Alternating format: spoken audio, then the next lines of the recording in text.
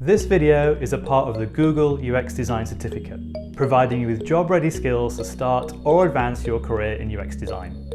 Get access to practice exercises, quizzes, discussion forums, job search help, and more on Coursera. And you can earn your official certificate.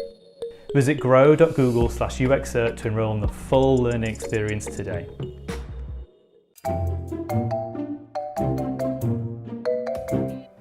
Welcome to your first course. Anyone interested in UX design can complete this course because you don't need any previous experience in design and you don't need a college degree. In this first video, we'll cover the goals of the course and the history of UX design. UX designers help make technology easier to understand and more enjoyable to use. So when did the study of user experience, or UX, begin? Let's learn some quick history to get us up to speed.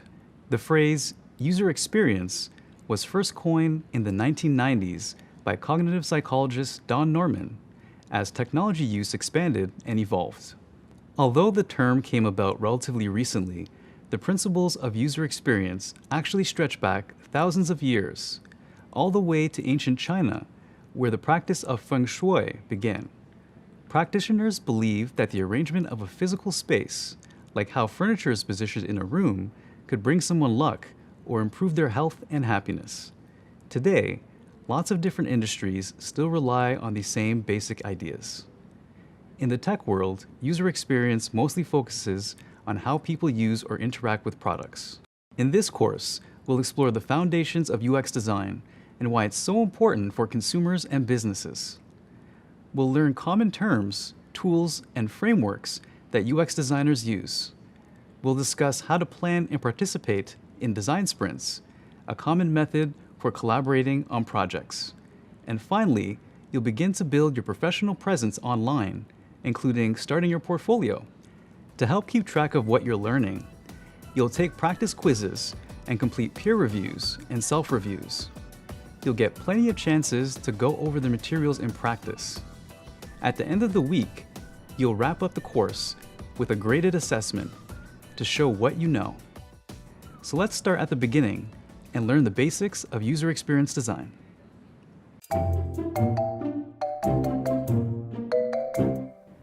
The user experience is how a person, the user, feels about interacting with or experiencing a product. And a product is a good, service, or feature. It might be a physical product, like a video game controller, or a bag of potato chips, or a technology product, like an app, website, or smartwatch. There are many things that can make up a good user experience. In this video, we'll highlight some of them. For example, for a user to have a good experience, the product needs to be usable, equitable, enjoyable, and useful. Let's break that down. To begin, user experience is about improving usability, or making something easier to use. This means that the design, structure, and purpose of the product are clear to everyone. Think about a ketchup bottle. Historically, ketchup came in a glass bottle. The user had to hit the bottom of the glass to make ketchup come out. Often, no ketchup, or too much ketchup, would come out of the bottle. Today, the ketchup bottle has been redesigned into a plastic, squeezable bottle, which makes it easier to use and allows users to control how much ketchup comes out. UX designers need to think about every person who uses the product. This might include non-native English speakers, people with disabilities, or people with very different life experiences from your own.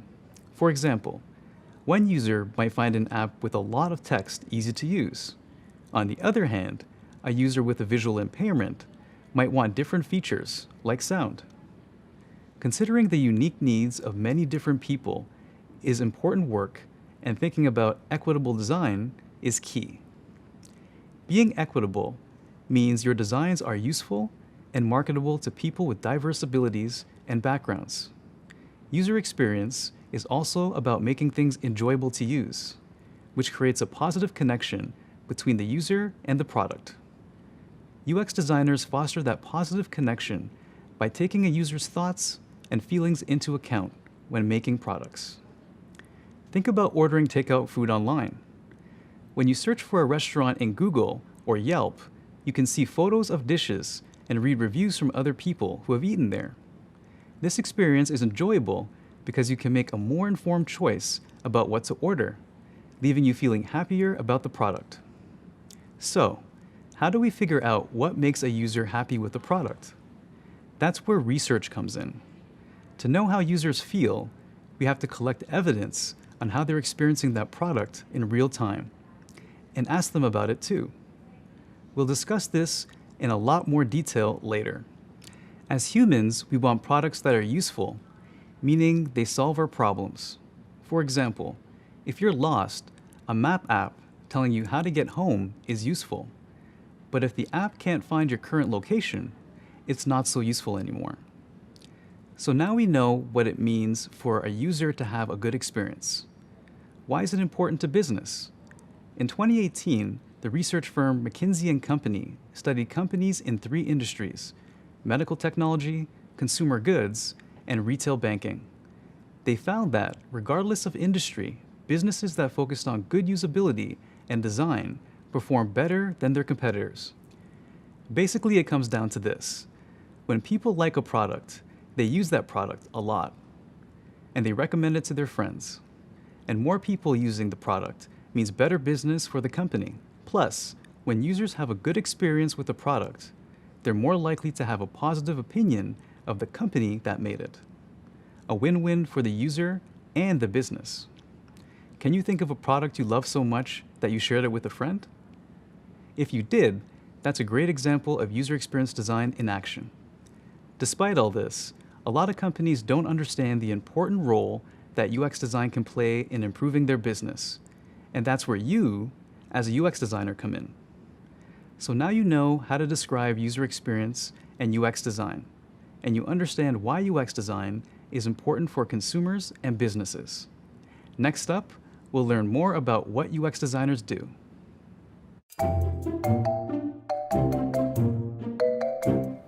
UX designers come from a lot of different backgrounds: marketers, artists, teachers, small business owners, cashiers, or anything really. Rather than sharing similar work histories, UX designers tend to share common skills and interests instead. A lot of UX designers have a good sense for visuals, which means you recognize when an image fits or doesn't fit in a space, or what colors complement each other. But you don't need to know anything about graphic design or even be able to draw to be a UX designer. UX designers tend to be curious about people and like thinking about how people's minds work. They also enjoy figuring out how people use products and how to make those products easier to use. UX designers are empathetic too. Empathy is the ability to understand someone else's feelings or thoughts in a situation, and it's a major part of UX. Remember earlier when we mentioned equitable design and designing for everyone? Well, in order to design for everyone, we need to understand how a person might feel or what they might think in any situation. Just like a lot of UX designers don't share work histories, they don't always share educational backgrounds either. A lot of UX designers learn on their own by taking courses like this one and teaching themselves the skills they need to get entry-level jobs.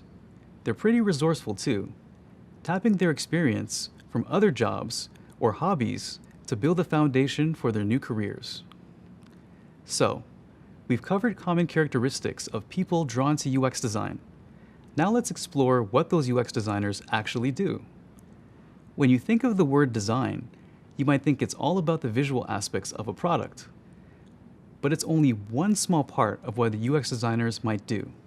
In fact, there are many different kinds of UX designers: interaction designers, visual designers, and motion designers. Let's start with interaction designers, who focus on designing the experience of a product and how it functions. They figure out how to connect the user's needs and the business's goals with what's actually feasible to build. As an interaction designer at Google, my team and I are responsible for defining the user experience for security and privacy-related tools. In my world, users always come first. There are also visual designers who focus on how a product or technology looks. They might be responsible for designing logos, illustration, or icons. They might also decide font color and size or work on product layouts. Motion designers are another common type of UX designer. They think about what it feels like for a user to move through a product and how to create smooth transitions between pages on an app or a website. Similar to UX designers, there are also graphic designers who create visuals that tell a story or message. Graphic designers usually work on the appearance of a physical product, like an invitation or a poster, while UX designers focus on how users interact with a product. Outside of design, there are many other roles in the field of UX. Collaboration is an important part of a UX designer's job. So let's talk about a few of the most common colleagues a designer might work with.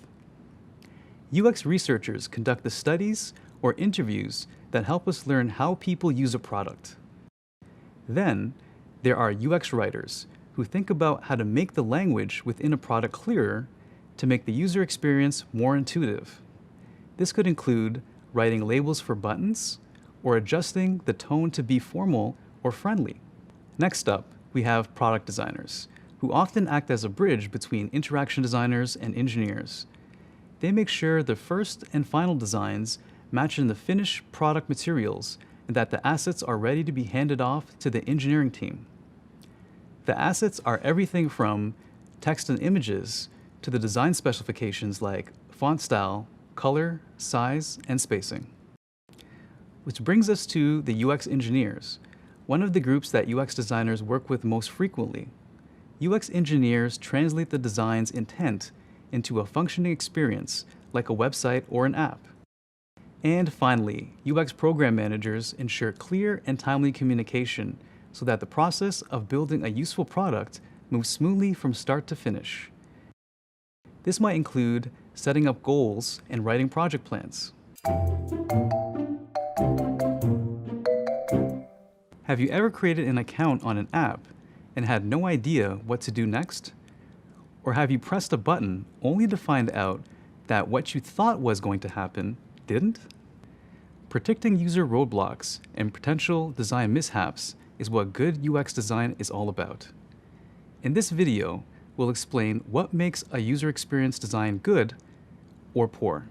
It might seem like a good design is based on personal preference, but most designs that are considered poor or unpleasant for the user don't reflect the user's needs. Think about a product as simple as a door.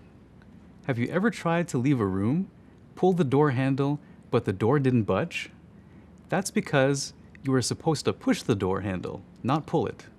As designers, we have to think about how to improve the user experience with the door so that we can easily exit and enter. Doors with this kind of poor user experience are called Norman doors. Remember Don Norman, who invented the term UX? In his book, The Design of Everyday Things, he first describes this phenomenon, and he explains how a user's experience isn't always considered in a product design. All right, so doors are just one example of user experience. Let's think about UX design in technology. Well-designed apps aim to save space on the screen by using icons instead of text, so more information can fit. Icons are also pleasing to look at and easy to understand, no matter the user's native language, but sometimes the meaning of an icon is impossible to figure out unless you tap on it. In that case, text would be a lot more useful. Good design considers the user's needs. For the user to have a good experience, the product needs to be usable, equitable, enjoyable, and useful, among other things. For example, the purpose of a shopping app is to buy things. If you put a pair of shoes in your virtual shopping cart, you expect to be able to buy them. But if you add the shoes to your shopping cart and are then told they are out of stock, that is not a good user experience. And good user experiences should create products that are intuitive and easy to use. Each product should be designed to make the user feel a certain way. A key task for UX designers is to tie a specific emotion to the experience of using the product.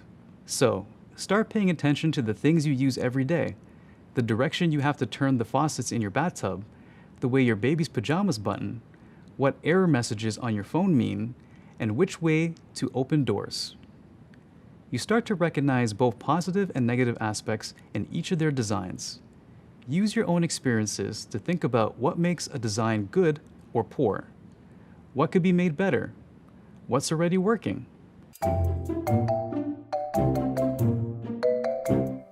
So far, we've explored the different types of UX designers. Over the course of this program, you'll become much more familiar with the most important tasks that UX designers do. You might even be drawn to a particular path or specialty. To get started, let's identify some typical responsibilities of entry-level UX designers: researching, wireframing, prototyping, creating information architecture, and communicating effectively. Entry-level UX designers start their careers by doing a lot of tasks to learn the basics. One of those tasks might be research. UX designers use research to understand audiences and learn about their backgrounds, demographics like age and location, motivations, pain points, emotions, and life goals. There's a lot to learn about users and their preferences, and UX designers want to discover as much as they can in order to inform their product's design. An entry-level designer also creates wireframes. A wireframe is an outline or a sketch of a product or a screen. It helps the designer figure out how a page is arranged, where each piece of a product fits in with the others, and how users will likely interact with the product. Wireframing is one of the first steps designers take when building a new product or feature. It's done after or at the same time as the research. We can wireframe by drawing on paper or digitally on a computer. Here are some examples of wireframes I've done. This is for a web page on Google's transparency report. Notice that they're just basic drawings, but you can tell what goes where. These wireframes were designed to demonstrate the basic structure of the page to gain support from key stakeholders, people with a business interest in the final product. A UX designer will also create prototypes. A prototype is an early model of a product that demonstrates functionality like a wireframe, but a lot more advanced. While a wireframe gives you a general idea of where things go and how the product will function, a prototype illustrates a progression from one screen to the next. We can draw prototypes on paper, create a physical prototype, or build a digital prototype. Here's a prototype for Google's transparency report that I created. And here's the final version. The purpose of wireframes and prototypes is to figure out the best design for a product, inexpensively and quickly. Another responsibility of an entry-level UX designer might include creating the information architecture, which is the framework of a website or how it's organized, categorized, and structured. For example, when you click the File menu on a word processing application like Google Docs, you expect certain options like New or Print to appear in the drop-down menu. Or when you click on a company's homepage, you expect to find a link to an About page. That structure is the website's information architecture. Finally, an entry-level UX design job, like many jobs, also requires a lot of communication, like meetings with colleagues, writing emails, creating proposals, or pitching clients. So in short, entry-level UX designers should know how to research, wireframe, prototype, create information architecture, and communicate effectively. Your exact responsibilities will vary depending on where you work and how specialized you need to be for your particular job. Up next, you'll learn about being a generalist or a specialist and what that means for your career options. Intrigued? Let's go.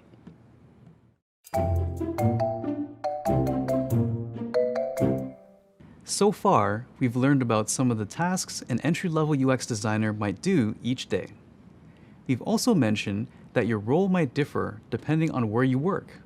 In this video, we'll explain the differences between generalist, specialist, and T-shaped roles in UX design. A generalist is a UX designer with a broad number of responsibilities. Most UX designers begin their careers this way, doing various tasks.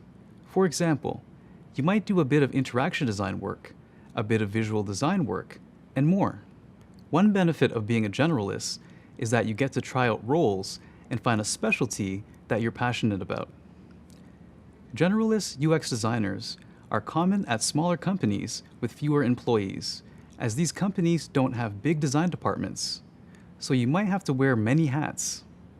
A generalist might be responsible for a combination of user research, branding, user flows, UX writing, visual design, prototyping, production design, information architecture, and usability testing, among other things.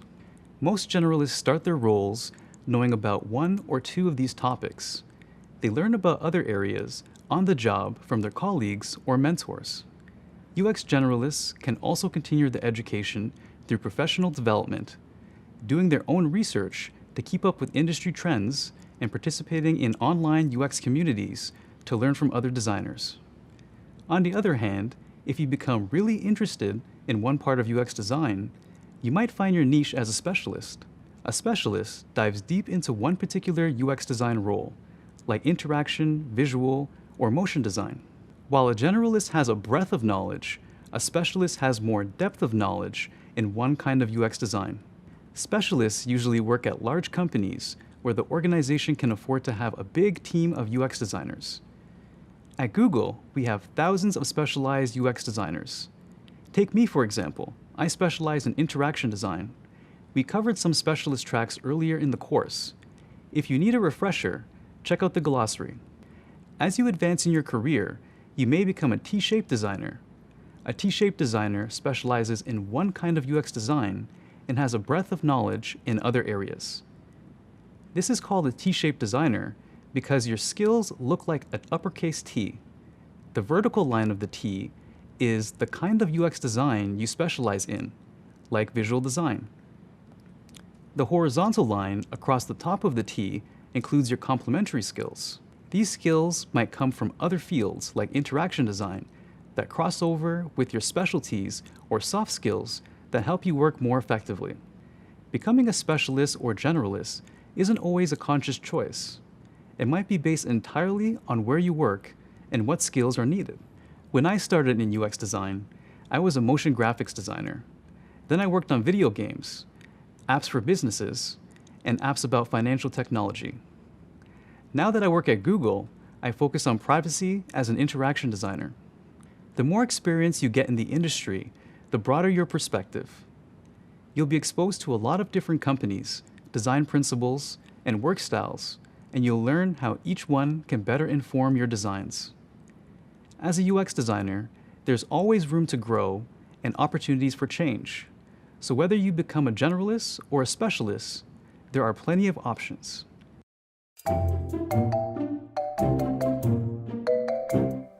So far, you've learned about common responsibilities of UX designers and the types of roles that UX designers might have.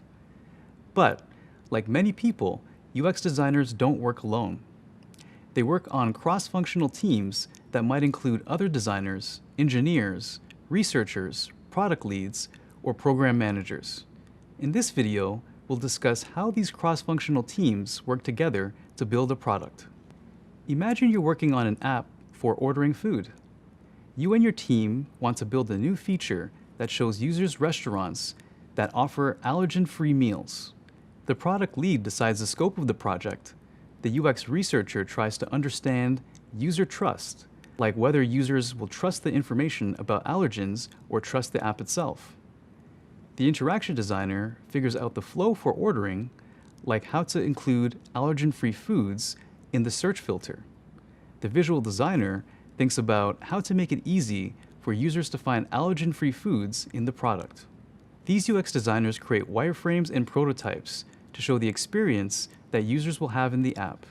The engineers bring these wireframes and prototypes to life and create ways for restaurants to each add information about their allergen-free options. As you might have noticed, it's important for UX designers to collaborate with engineers because engineers build the final product. This collaboration happens throughout the entire process. There are multiple opportunities for UX designers and engineers to provide feedback to each other to make their changes together. There are a lot of moving parts here. This is where the program manager comes in. to ensure clear and timely communication across the team. So the process of building useful apps moves smoothly from start to finish.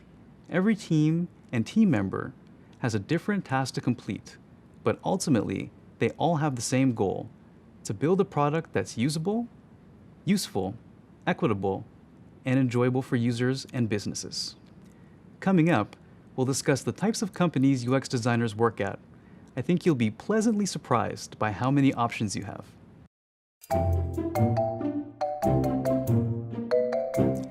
Say you're hired by a startup or a small business. First, what's a startup? Well, in simple terms, a startup is a new business that wants to develop a unique product or service and bring it to market. Startups generally have tight budgets and few employees, so each person has to perform a variety of jobs and move quickly. If you're a UX designer at a startup or other small businesses, you'll likely be a generalist. Designers at companies with fewer employees get involved in many parts of the business. You might be responsible for both interaction and visual design, conduct user research, or even help with marketing. Talk about having a lot of jobs to do. Working at a startup or small business can be stressful, but also very rewarding. You'll learn quickly, so it can be a great way to launch your career. Another job a lot of UX designers start out in is freelance. Freelancers work for themselves and market their services to businesses to find customers. As a freelancer, you get to pick projects that interest you, make your own schedule, and work with a lot of different brands. Another common place UX designers work is at advertising agencies. Advertising agencies are teams of creatives hired by clients to build marketing campaigns. For example, a beverage company might hire an ad agency to create a campaign for a new soda. As a UX designer, you might be responsible for developing wireframes and designs for digital products for the new campaign. You may also do work that's outside of the usual UX design tasks, like graphic design or writing. Working at an ad agency is a lot like freelancing in that you get to work with a bunch of different brands, but you'll be employed by the agency instead of being self-employed, and you'll be part of a team. Design agencies and design studios are another option for jobs. A design agency provides a one-stop shop for the look of brands, products, and services. They're usually more specialized than ad agencies because they focus on design and branding. Your average day working at a design agency is a lot like working at a startup. You'll probably be a generalist and the only designer on the project. You'll be exposed to a lot of different industries and get to solve unique problems. But since design agencies work with multiple clients, you might not work on a project from beginning to end. UX designers at design agencies regularly move between teams and work on different stages of a product's development. Finally, you can work as a UX designer at a big company like Google. Big companies have thousands of employees working on lots of different projects. UX designers are typically specialized in their work and focus on one project from beginning to end. Working at a big company is a great way to learn about a specialization within UX design. Plus, you get to learn from other experts. One trade-off is that you might have fewer options to gain skills outside of your specific role, so a desire to specialize is key. Now that you know what's out there, which types of companies are you most excited about working at?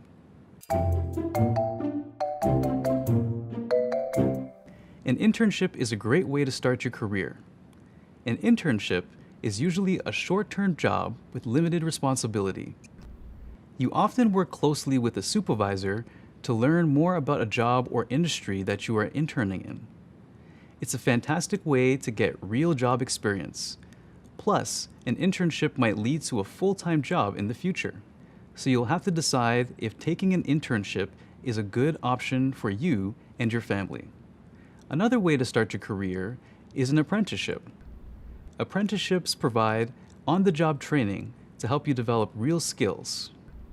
Apprenticeships are similar to internships because you work closely with an experienced professional. However, apprenticeships generally last longer than internships. around 1 or 2 years instead of a few months, and apprenticeships are always paid. You could also explore freelancing, which we discussed earlier. You may recall, freelancers work for themselves and market their services to businesses to find customers. Working as a freelancer can help you gain experience on real UX design projects. A good way to get started as a freelancer is to offer your services to a small business or a nonprofit in exchange for a good recommendation and a project to include in your portfolio. Once you have a couple of projects under your belt and some references, you can begin charging customers. If you're excited to explore freelancing, we'll discuss it more in detail at the end of this program. The most common way to start your career in UX design is an entry-level job. Entry-level jobs are roles that do not require prior experience in the field. The skills and portfolio pieces you'll develop in this program will help you get started as an entry-level UX designer. Plenty of companies might be interested in hiring someone who's completed this program and produced a portfolio of outstanding work, someone like you. A job that says it requires a year of experience might instead accept your certificate and portfolio as proof that you have the skills for the job. It clearly communicates your value, so don't limit yourself. Okay, we've sure covered a lot this week. Let's quickly recap what you've learned. We've explored how this program works, the definition of UX design, why UX design is important for consumers and businesses, the different roles within the field of UX, what makes a user experience good or poor, an entry-level UX designer's job responsibilities, how a UX designer works with cross-functional teams, differences in UX design jobs depending on company size and industry, and how to pursue a career in UX design. Congratulations on finishing this course from the Google UX Design Certificate. You can access the full experience, including job search help, and start to earn your certificate by clicking on the icon or the link in the description below. Watch the next video in the course by clicking here, and subscribe to our channel for more from upcoming Google career certificates.